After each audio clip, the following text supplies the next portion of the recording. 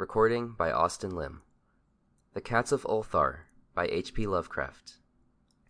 It is said that in Ulthar, which lies beyond the river sky, no man may kill a cat, and this I can verily believe, as I gaze upon him who sitteth purring before the fire. For the cat is cryptic, and close to strange things which men cannot see. He is the soul of antique Egyptus, and bearer of tales from forgotten cities in Meroe and Ophir. He is the kin of the jungle's lords, and heir to the secrets of hoary and sinister Africa. The Sphinx is his cousin, and he speaks her language, but he is more ancient than the Sphinx, and remembers that which she hath forgotten. In Ulthar, before ever the burgesses forbade the killing of cats, there dwelt an old cotter and his wife, who delighted to trap and slay the cats of their neighbors. Why they did this I know not, save that many hate the voice of the cat in the night, and take it ill that cats should run stealthily about yards and gardens at twilight. But whatever the reason, this old man and woman took pleasure in trapping and slaying every cat which came near to their hovel, and from some of the sounds heard after dark, many villagers fancied that the manner of slaying was exceedingly peculiar.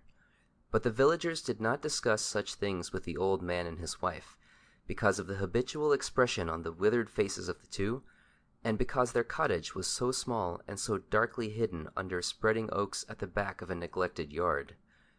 In truth, much as the owners of cats hated these odd folk, they feared them more, and instead of berating them as brutal assassins, merely took care that no cherished pet or mouser should stray toward the remote hovel under the dark trees. When through some unavoidable oversight a cat was missed, and sounds heard after dark, the loser would lament impotently, or console himself by thanking fate it was not one of his children who had thus vanished.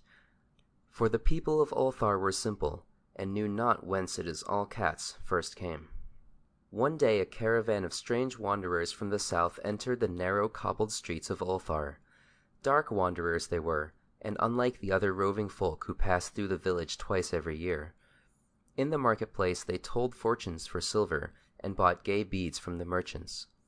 What was the land of these wanderers none could tell, but it was seen that they were given to strange prayers, and that they had painted on the sides of their wagons strange figures with human bodies, and the heads of cats, hawks, rams, and lions. And the leader of the caravan wore a headdress with 2 horns and a curious disc betwixt the horns. There was in this singular caravan a little boy with no father or mother, but only a tiny black kitten to cherish. The plague had not been kind to him, yet had left him this small furry thing to mitigate his sorrow, and when one is very young, one can find great relief in the lively antics of a black kitten. So the boy whom the dark people called Menes smiled more often than he wept, as he sat playing with his graceful kitten on the steps of an oddly painted wagon. On the 3rd morning of the wanderer's stay in Ulthar, Menes could not find his kitten, and as he sobbed aloud in the marketplace, certain villagers told him of the old man and his wife, and of sounds heard in the night. And when he heard these things, his sobbing gave place to meditation, and finally to prayer. He stretched his arms toward the sun and prayed in a tongue no villager could understand, though indeed the villagers did not try very hard to understand, since their attention was mostly taken up by the sky and the odd shapes the clouds were assuming. It was very peculiar, but as the boy uttered his petition, there seemed to form overhead the shadowy, nebulous figures of exotic things, of hybrid creatures crowned with horn-flanked discs. Nature is full of such illusions to impress the imaginative. That night the wanderers left Ulthar and were never seen again, and the householders were troubled when they noticed that in all the village there was not a cat to be found. From each hearth the familiar cat had vanished, cats large and small, black, gray, striped yellow and white. Old Cranon, the burgomaster, swore that the dark folk had taken the cats away in revenge for the killing of Menes' kitten, and cursed the caravan and the little boy. But Nith, the lean notary, declared that the old cotter and his wife were more likely persons to suspect, for their hatred of cats was notorious and increasingly bold. Still, no one durst complain to the sinister couple, even when little Atal, the innkeeper's son, vowed that he had at twilight seen all the cats of Ulthar in that accursed yard under the trees, pacing very slowly and solemnly in a circle around the cottage, two abreast, as if in performance of some unheard-of rite of beasts. The villagers did not know how much to believe from so small a boy, and though they feared that the old pair had charmed the cats to their death, they preferred not to chide the old cotter till they met him outside his dark and repellent yard. So Ulthar went to sleep in vain anger, and when the people awakened at dawn, behold, every cat was back at his accustomed hearth. Large and small, black, gray, striped, yellow and white, none was missing. Very sleek and fat did the cats appear, and sonorous with purring content.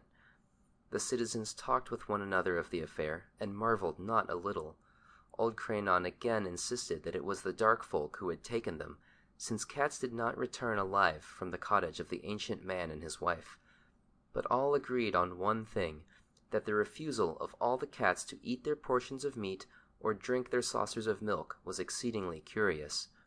And for 2 whole days the sleek, lazy cats of Ulthar would touch no food, but only doze by the fire or in the sun. It was fully a week before the villagers noticed that no lights were appearing at dusk in the windows of the cottage under the trees. Then the lean Nith remarked that no one had seen the old man or his wife since the night the cats were away. In another week the burgomaster decided to overcome his fears and call at the strangely silent dwelling as a matter of duty, though in so doing he was careful to take with him Shang the blacksmith and Thul the cutter of stone as witnesses. And when they had broken down the frail door, they found only this: 2 cleanly picked human skeletons on the earthen floor, and a number of singular beetles crawling in the shadowy corners. There was subsequently much talk among the burgesses of Ulthar. Zath, the coroner, disputed at length with Nith, the lean notary, and Cranon and Shang and Thul were overwhelmed with questions. Even little Atal, the innkeeper's son, was closely questioned and given a sweetmeat as a reward. They talked of the old cotter and his wife, of the caravan of dark wanderers, of small Manise and his black kitten, of the prayer of Manise and of the sky during that prayer, of the doings of the cats on the night the caravan left, and of what was later found in the cottage under the dark trees in the repellent yard. And in the end the burgesses passed that remarkable law which is told of by traders in Hathig and discussed by travelers in Nir, namely, that in Ulthar no man may kill a cat. End of The Cats of Ulthar. Recording by Austin Lim. www.austinlim.com